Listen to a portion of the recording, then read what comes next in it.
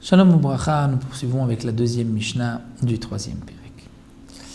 La Mishnah nous enseigne à socher para mechavero vishilo leacher umeta kedarka. Comme nous l'avons vu dans la première Mishnah, il y a différents shomrim, différents gardiens. Le shomer chinam qui garde gratuitement, le shomer sachar qui est payé pour garder un objet, une bête. Il y a le shoel, celui qui emprunte, qui est aussi un gardien, il doit garder la bête. Il y a le socher, celui qui loue, qui se doit aussi de garder ce qu'il a loué.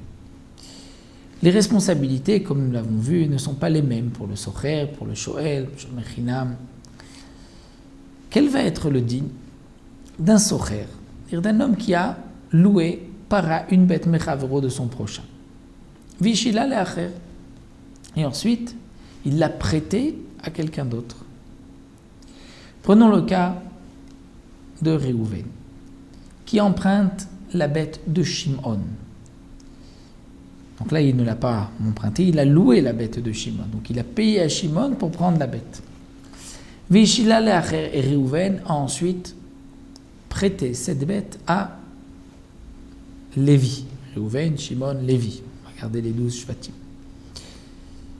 Ou Avraham, Yitzhak, Yaakov, on peut prononcer la même chose. Donc Réhouven, qui a loué la bête de Shimon et qui ensuite l'a prêtée à Lévi. Umeta kedarka, et la bête est morte normalement. Puisqu'elle est morte normalement, c'est un cas de honès. Quel est le din? Le shoel, dans un cas de honès, il doit payer. Mais le socher, celui qui a loué, dans un cas de honès, il n'est pas tour. Donc, la responsabilité de Lévi vis-à-vis de la bête par rapport à cette bête, il l'a empruntée. Donc, sa responsabilité vis-à-vis de Réhouven, c'est que si la bête meurt, il doit rembourser la bête. Donc, à qui va-t-il rembourser la bête? À Réhouven. Théoriquement, on va dire, Lévi a emprunté la bête à Réhouven. C'est vrai que ce n'est pas la bête de Réhouven, puisque Réhouven lui-même avait loué la bête de Shimon. Mais Lévi a emprunté la bête à Réhouven. La bête est morte, donc Lévi doit rembourser une bête à Réhouven. Non, Réhouven, vis-à-vis de Shimon, il va lui dire, tu sais, ta bête est morte. Et puisque je suis socher, je t'ai loué la bête, quel est le din du socher? C'est honest, il n'est pas tour.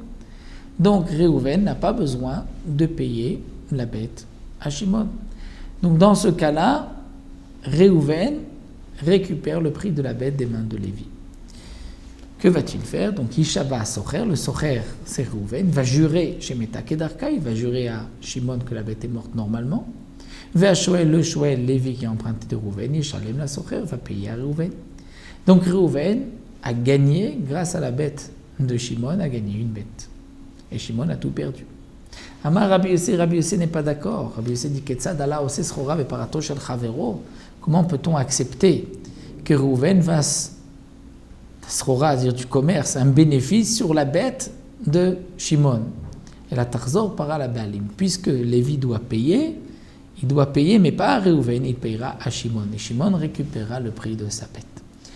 Donc là, nous avons une marloquette. Tanakama n'est pas d'accord. Tanakama dit qu'on va diviser en deux, il y a deux parties. Il y a la responsabilité de Lévi par rapport à Réhouven, celle de Réhouven par rapport à Shimon. Et si dans ce cas-là, Réhouven va gagner une bête grâce à la bête que Shimon a perdue, bien, on n'aura que appliquer la halakha, nous dit Tanakama, le premier enseignant de cette Mishnah. Et Rabbi Yossé dit non. On ne peut pas accepter que Réhouven fasse un bénéfice sur le dos de Shimon, donc la bête soit rendue à Shimon. À bientôt pour la Mishnah Gimel.